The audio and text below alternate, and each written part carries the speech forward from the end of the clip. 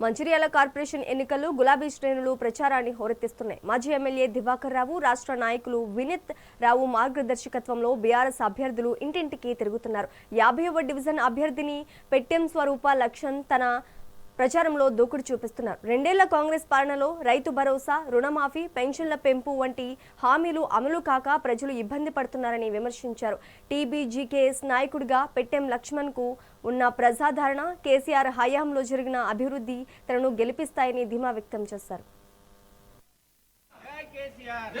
ఈరోజు రాష్ట్రమంతటా 11వ తారీఖు జరగబోయే మున్సిపాలిటీ కార్పొరేషన్ ఎన్నికల్లో తెలంగాణ రాష్ట్ర ప్రభుత్వాన్ని ముందుకు తీసుకొచ్చి మళ్ళా కేసీఆర్ యొక్క ప్రభుత్వాన్ని తీసుకురావడానికి ఇదొక అడుగుగా భావిస్తూ, కాంగ్రెస్ ప్రభుత్వం వచ్చిన తర్వాత 2 సంవత్సరాలు గడిచిపోయింది.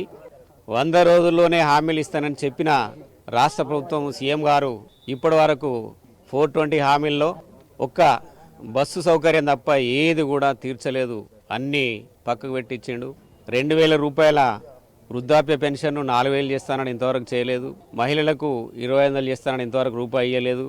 కళ్యాణ లక్ష్మి 1,116తోని తులం బంగారం ఇస్తానని ఇంతవరకు ఇవ్వలేదు.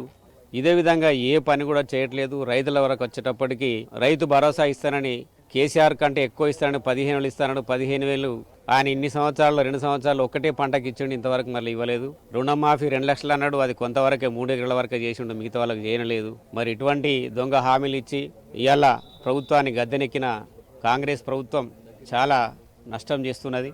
ఈరోజు రాష్ట్రమంతటా 11వ తారీఖు 50వ డివిజన్ నుంచి వెళ్ళి పెట్టెం స్వరూప బీఆర్ఎస్ పార్టీ అభ్యర్థి నన్ను వెన్నుకున్నారు. ఈ డివిజన్లో నేను పోటీ చేస్తున్నాను. దయచేసి నన్ను మా భారీ మెజార్టీతో గెలిపించగలరు. ఇక్కడ డివిజన్లో ఏ సమస్యలు ఉన్నా, కాలువలు కానీ, రోడ్లు కానీ, సీట్ లైన్లు కానీ, పెన్షన్స్ కానీ, ఏవి కానీ, ఎట్లాంటి సమస్యలు కానీ మేము అందుబాటులో ఉండి మీకు ప్రజలందరికీ సేవ చేస్తాం. దయచేసి మమ్మల్ని భారీ మెజార్టీతో గెలిపించాలని కోరుచుంటాను. కారు గుర్తుకు ఓటేయండి. దివాకర్ రావు అన్నయ్య నాయకత్వం గెలిపించండి. 50వ డివిజన్ నుంచి వెళ్ళి